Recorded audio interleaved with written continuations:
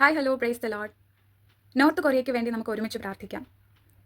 വാർത്തകളിലും Instagram പേജുകളിലും north Korea ദൈവത്തിൻ്റെ നാമത്താൽ കർത്താവിൻ്റെ നാമത്തെ സംബന്ധിച്ച് വളരെ പീഡകൾ അനുഭവിക്കുന്നതായി കേൾക്കുവാനിടയായി. കർത്താവിൽ പ്രിയരെ, നമുക്കിന്ന് നമ്മുടെ രാജ്യത്ത് ക്രിസ്ത്യാനിയാണെന്നോ കർത്താവിൽ വിശ്വസിക്കുന്നു എന്ന് പറഞ്ഞ് തലയുയർത്തിപ്പിടിച്ച് നടക്കുവാനുള്ള സ്വാതന്ത്ര്യം കർത്താവ് തന്നിരിക്കുന്നു.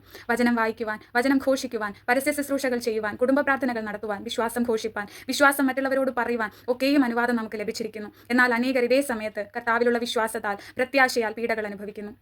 നമുക്ക് അവർക്ക് വേണ്ടി പ്രാർത്ഥിക്കാം. വിശ്വാസത്താൽ പലതും നേടിയെടുക്കുവാൻ നമുക്ക് കഴിയും. നമ്മുടെ ഒരുമിച്ചുള്ള പ്രാർത്ഥനകൾ കർത്താവിൻ്റെ മനസ്സലിയിപ്പാനും കൊറിയയിൽ അത്ഭുതങ്ങൾ ചെയ്യുവാനും കർത്താവിന് കഴിയും. നമുക്ക് ഒരുമിച്ച് പ്രാർത്ഥിക്കാം. ഹിറ്റ്ലറിൻ്റെ കാലത്ത് യഹൂദ ജനത്തെ ഹിറ്റ്ലർ പല വിധത്തിൽ ഉപദ്രവിച്ചത് ഹിസ്റ്ററിയിൽ നാം കേട്ടിട്ടുണ്ട്, ചരിത്ര പുസ്തകങ്ങൾ നാം വായിച്ചിട്ടുണ്ട്. ആൻ ഫ്രാങ്കിൻ്റെ ഡയറിക്കുറിപ്പുകൾ വായിച്ചവർക്കറിയാം പെർസിക്യൂഷൻ ക്യാമ്പ്സ് എത്ര തീവ്രമാണെന്ന്. അവിടേക്ക് കടന്നു പോകുന്നവരാരും ജീവനോടെ തിരിച്ചു വരാറില്ല. ഇന്ന് കൊറിയയിൽ നടക്കുന്നത് അതാണ്. ഒരു കുടുംബത്തിൽ ഒരു വിശ്വാസി ഉണ്ടെങ്കിൽ മുഴുവൻ കുടുംബത്തെയും അവർ അറസ്റ്റ് ചെയ്യുന്നു, ക്യാമ്പുകളിലേക്ക് മാറ്റുന്നു, ഉപദ്രവിക്കുന്നു. പലരും മരണത്തോട് കീഴടങ്ങിയിരിക്കുന്നു. പ്രാർത്ഥിക്കാം. Let's United together for north Korea. God bless you all.